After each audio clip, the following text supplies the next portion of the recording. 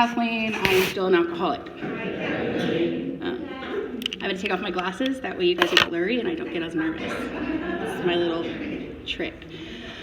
Okay. Yes. Sure. All right. Can you hear me now? Yes. I can hear me now. All right. So my sobriety date is January 20th of 2018. You guys gotta bear with me, I'm really nervous. So I have a family, obviously, and they were not alcoholics. My parents were both, alcoholism runs in the family, but it skipped my parents. It skipped their generation, but I grew up being told how bad alcohol was, and I saw the damage it did to my extended family, who are full of alcoholics and addictions and stuff. And I was pretty screwed up as a teenager. I was severely depressed. As a teenager in high school, I was in and out of psych wards for suicide attempts, and every 3 months I was in Twin Cities after another OD, taking pills. I was hopeless, and people had given up on me. One of the last times that I was admitted in one of those places, they said, well, we're done because you're going to kill yourself anyways. So that was pretty much my destiny for my adolescent years.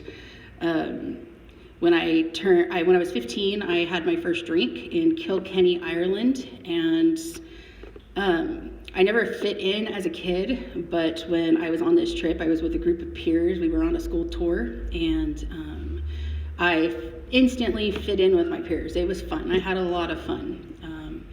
That night, I got drunk in a pub and smoked cigarettes for the first time and stumbled back to our hotel room. My teacher saw me from a mile away and came running. He was jumping over chairs to get to me, and I don't really remember much. All I do remember is I woke up the next morning and I hated how I smelt. The smelt and the feeling that I felt was horrible. I felt like just really bad, and my hair reeked of cigarettes, and it was just absolutely disgusting. That was it for a little bit. I kind of toyed with alcohol when I was in high school, and but the day I turned 21, I went to a bar and was given a free drink, and I was at that bar after that every single day for the next 6 months.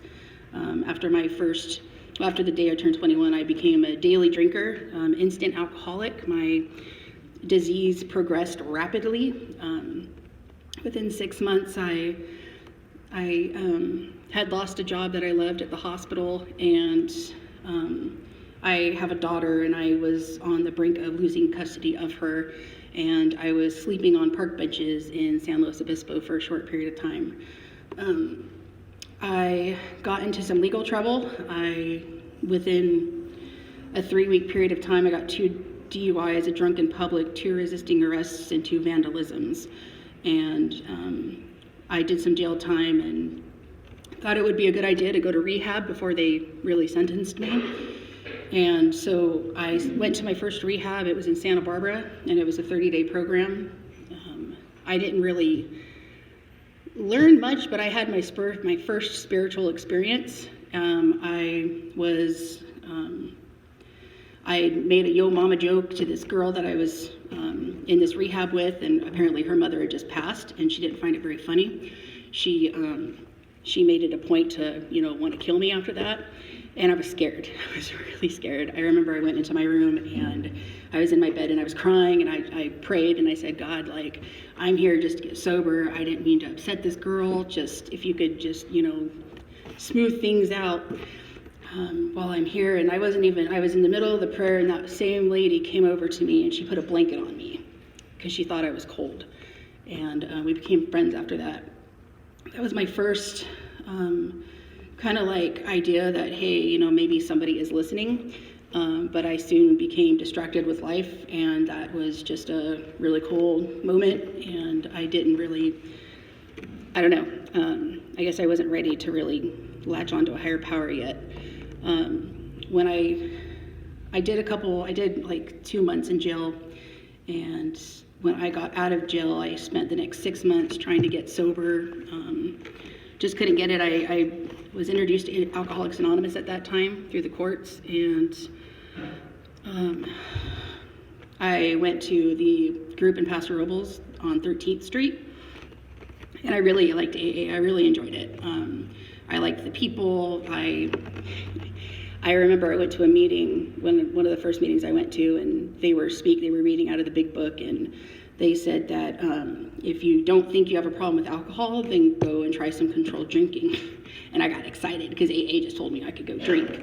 So that's exactly what I did. After that meeting, I went down to the bar that was across the street and ordered a drink, and thought I could just have one, I guess. I don't know really what I was thinking, but that turned into a 3-day binge. Definitely, was not a good thing. A couple months down the road, I discovered a higher power.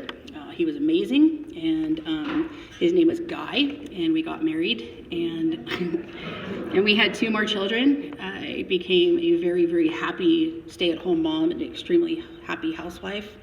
My life was great. I was,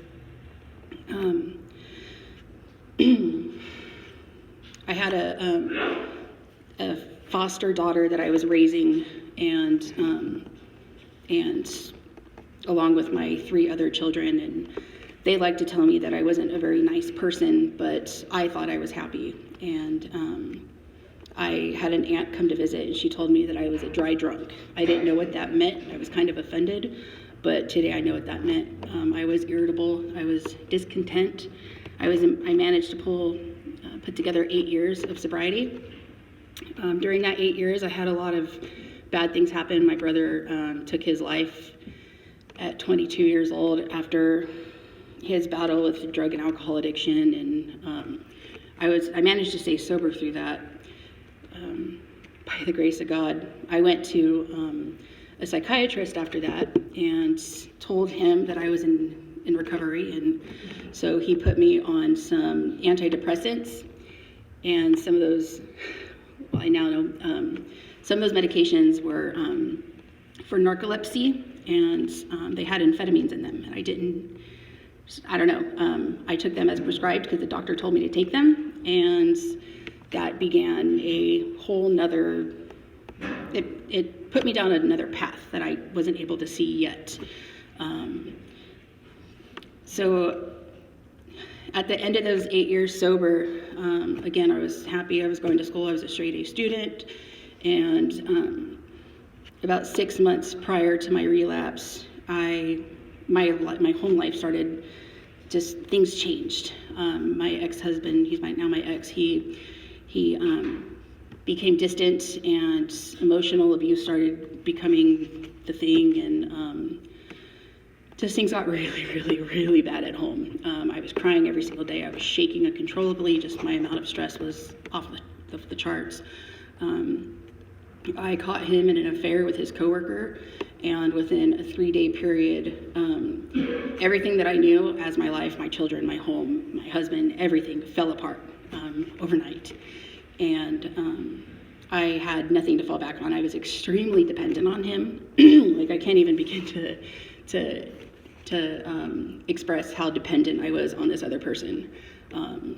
I was afraid to leave because I didn't think that I could live without him, or even just get by without him.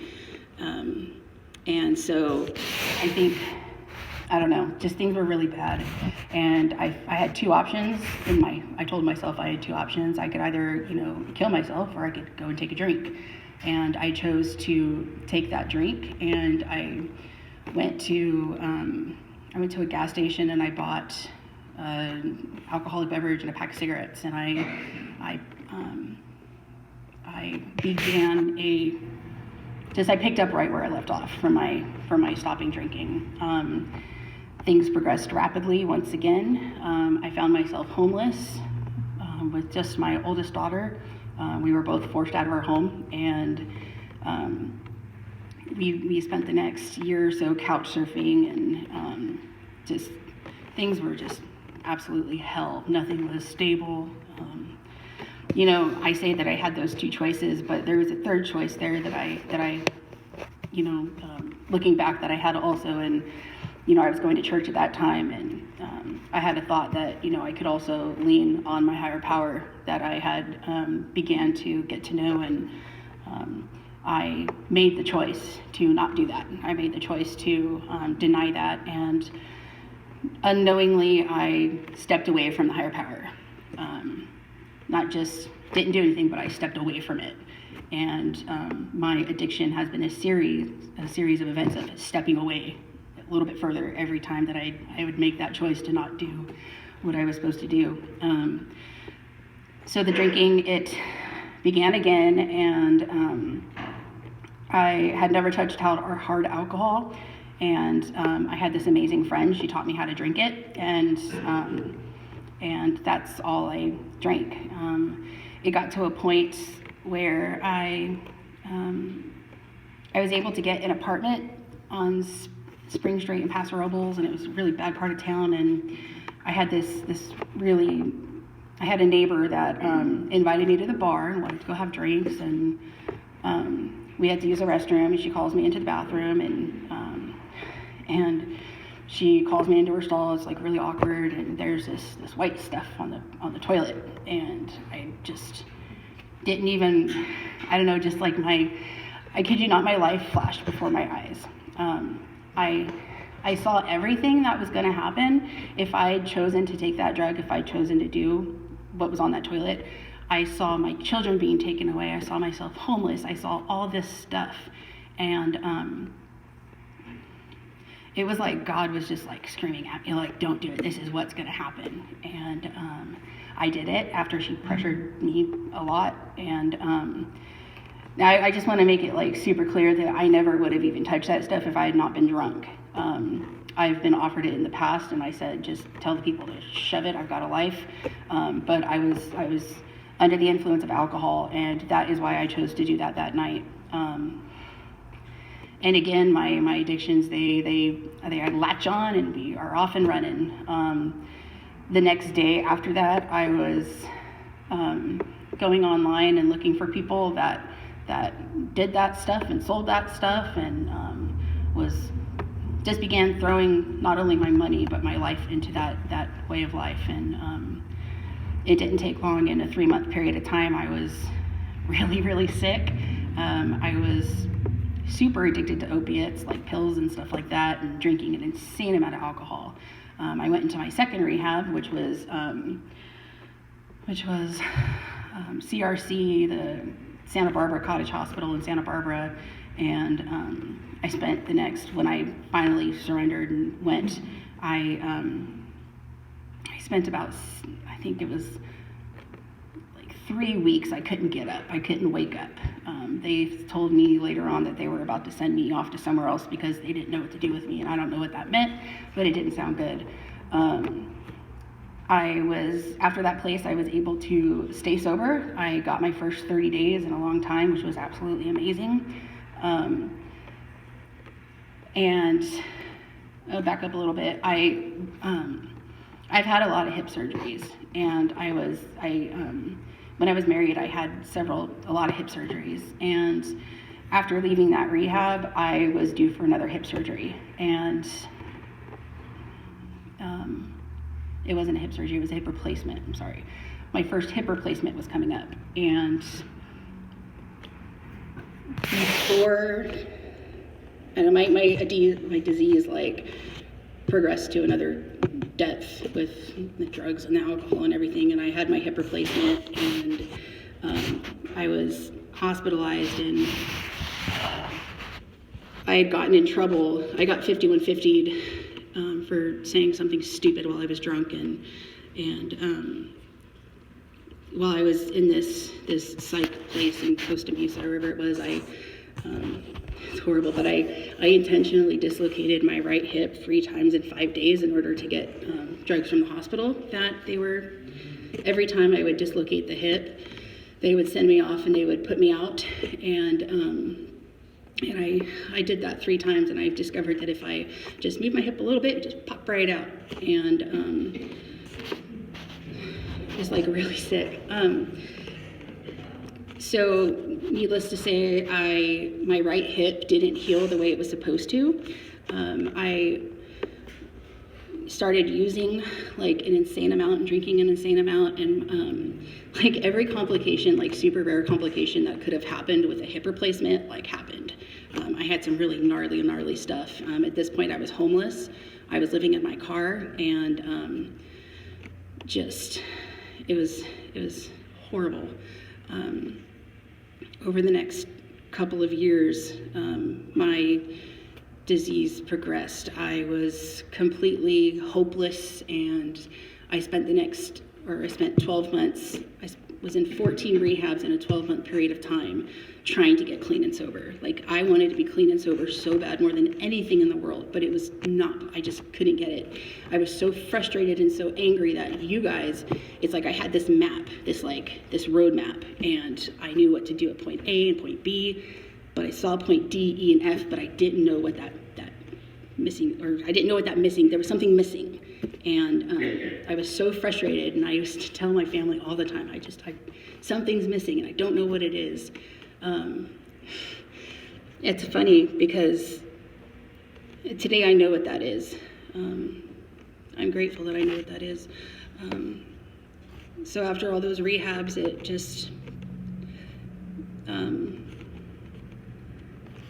gonna kind of just jump ahead a little bit. I have a lot of drug use in my story, so I'm just gonna kind of like just leave that aside and move a little bit forward. December of 2015, I had lost my boys probably like a year or two before, probably in 2013. In 2015, I had my daughter still, and she was like the only thing that I was holding on to. In December of 2015, I had to sign over my daughter to my mom, and that was kind of like the last straw for me. Something snapped, and I don't know. I was done. I couldn't get clean. I was done. So I put together a concoction of stuff, and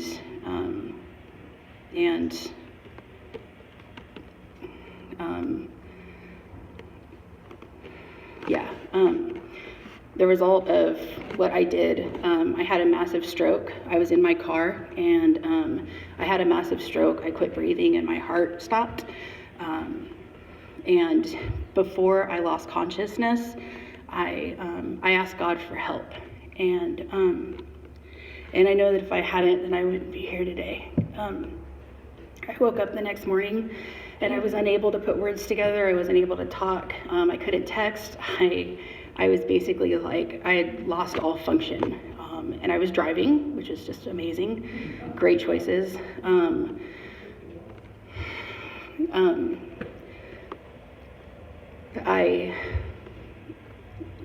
The next day, I was living in a tent down near the Los Talbos exit, and I was struggling with pneumonia. I was really sick after that whole thing that happened, super sick. I knew I was just, my heart was like not okay. I was really sick, and I knew that I was like one substance away from being done. I had this feeling of impending doom, that somebody was going to die, and it was crazy because I was calling everyone, and I'm like, is so-and-so okay? Is so-and-so okay? And it didn't even occur to me that it was myself.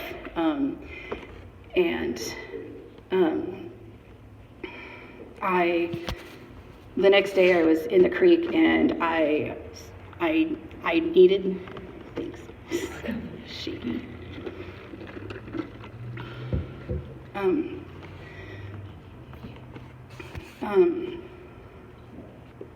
Sorry, this is really hard.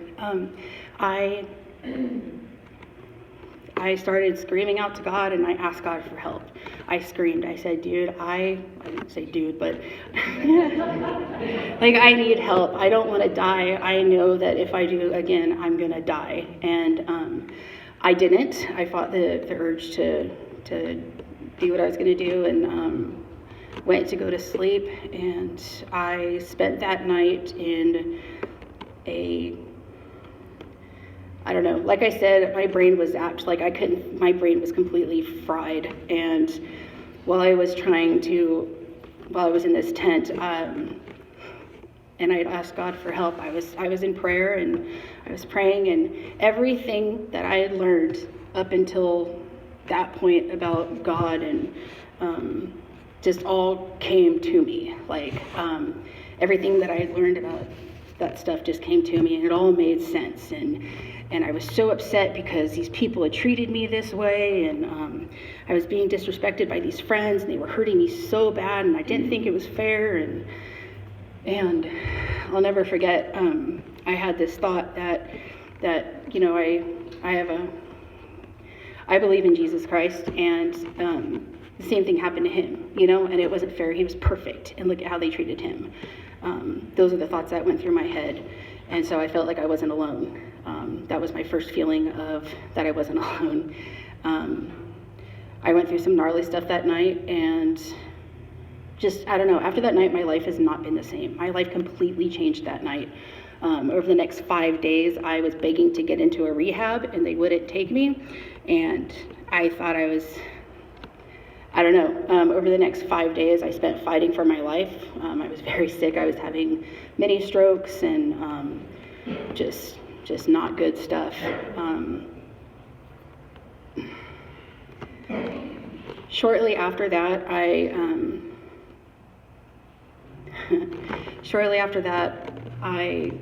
managed, with God's help, to get off of the really bad stuff, right? Get off all of that, well, most of it.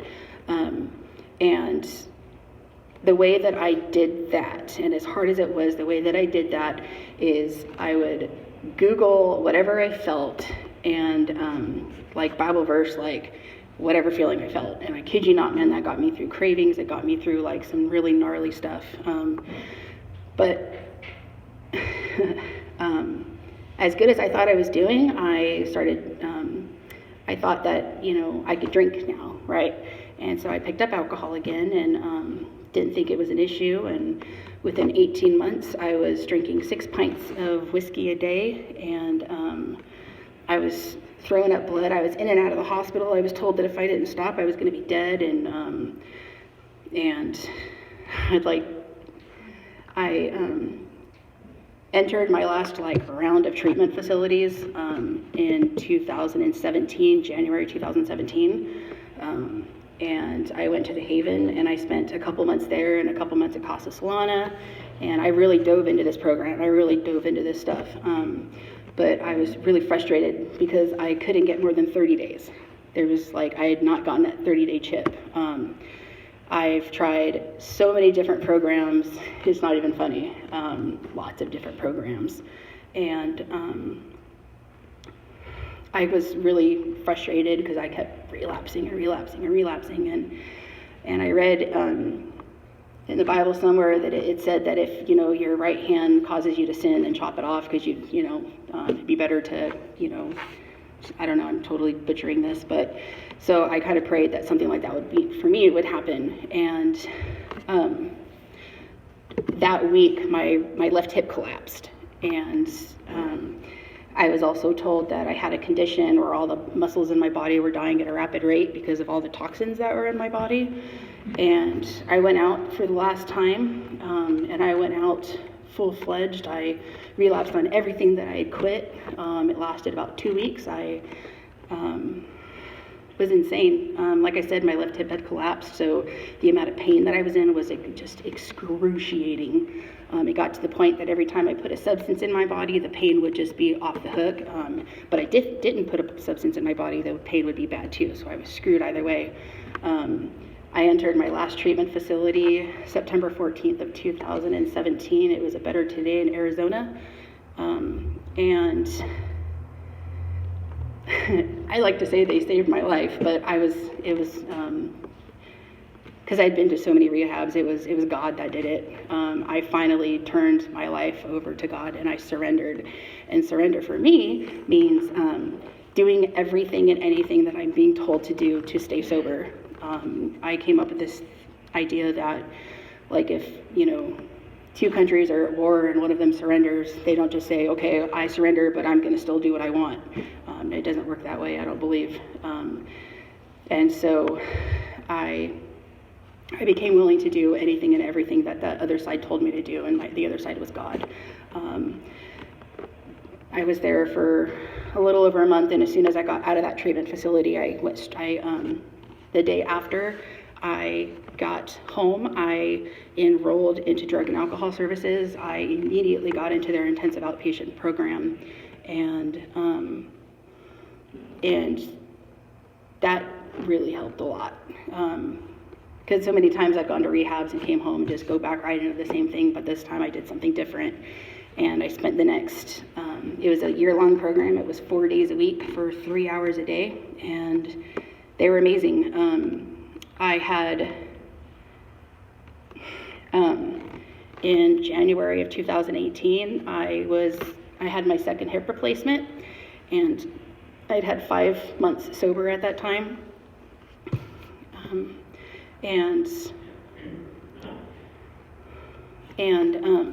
I was heavily into the program and super like, you know, just ready for the surgery. And I had the surgery. It was extremely successful, way better than the first one. But I quit praying. That's one thing that I have to do every single morning, and that is pray and turn my day over to the care of God as I understand Him. Like I have to, otherwise my day is just whacked. During those 2 weeks of recuperation, I quit praying. I was too tired. I didn't feel good. I was too tired to pray. I wasn't able to go to meetings because I wasn't able to drive, and it was a trip because it's like those floodgates for cravings just opened up right after I had that surgery. It was just, I was being beat down by those cravings like really bad. And I gave in to those cravings January 19th. I went and I got a pint of whiskey and drank it in like 2 seconds, and I instantly became suicidal. I wanted to just crash my car into something, and I was done. And I remember driving, because I like to drink and drive, that's what I do. I was driving, and I just remember just a whole, like, another, like, okay, God, I give up. Like, I'm done. Like, I'm done. I'm really sorry, but I'm done. I went home, and I spent the next, like, 3 days just in agonizing pain. So much pain. I was so sick. It was hell. And so I'm grateful for that, because when I think about taking a drink today, I think of that. I think of how sick I was. And I think of how suicidal I was, and just with alcohol, like I don't want to live, like, at all. I feel that when I drink alcohol, I give my mind over to something else, and it does not have my best interest in mind. It wants to torture me, and it wants to torture my family and my children, and just, I don't know, it wants to hurt everything, and then kill me when it's done torturing everybody.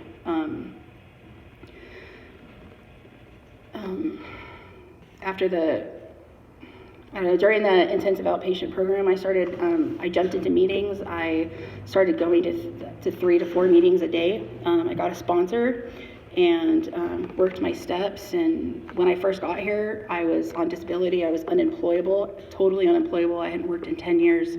And I got my first job at CVS as a cashier, and that job was difficult because there's a lot of people that like to buy their alcohol there. And when I first started working there, I was really scared because I was really afraid that I was going to be triggered to drink. And after about 6 months there, I was able to see a bottle of alcohol, and it didn't faze me anymore, which was really cool. And then I was given an opportunity to get another job, and today I'm a caregiver. I really enjoy my job. I don't even like to say that I give back, because I'm being paid to do it at this point, but I like to help other people. I re-enrolled back into school after being off for a couple of years. I currently have like straight A's, and I'm working on going towards my nursing degree. And, one of the biggest like blessings of sobriety for me has, like I said, I've always had depression. I've always been severely depressed. I've always, like, in the back of my mind, like, been telling myself one day it's going to be done, right? Like, just one day. That voice isn't there anymore. That voice is gone.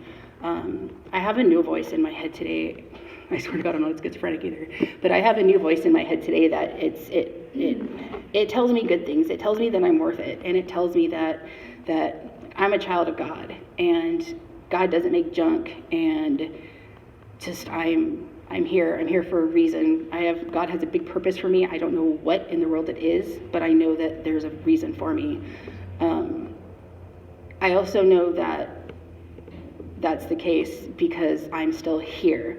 There are so many times where I should have not been here. It's people in the program, like, they were just waiting for the phone call. My poor parents, they were waiting for the phone call. Everybody was just waiting for the phone call. People come up to me today, they tell me, they say, I couldn't even imagine you, under the influence. And when I was under the influence, people couldn't even fathom me being sober. So it's kind of interesting, the whole, turnaround. I'm just really grateful today. One last thing that I want to say is that's really kind of what I was told that I was asked to speak. I was like, I gotta say this, I gotta say that. But there's one thing that I feel like I really have to say, and that is, my entire life, like, I was told about God and about the Bible and about Jesus and all this other stuff. And like, I accepted God as my Savior, which means that when I die, like, I get to go to heaven, right? That's what I want. That's my Savior. But I never accepted God as Lord, right? And the Lord is doing what is asked of me. And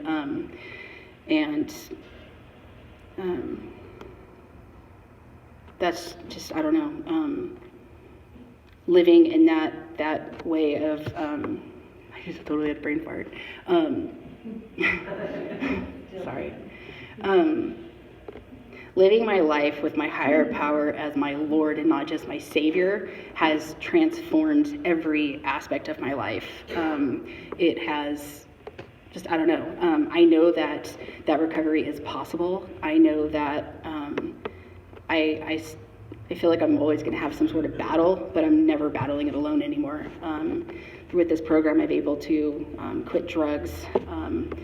I was an IV using heroin and meth addict, living in the black mold infested nasty tent and just waiting to die. And I was able to quit that. I was able to quit 6 pints of alcohol a day. I was able to quit 2 packs of cigarettes a day. I was able to quit vaping, all with God's help. I don't know. I am so grateful to be sober. Just so grateful to be sober. And that's it. Thanks.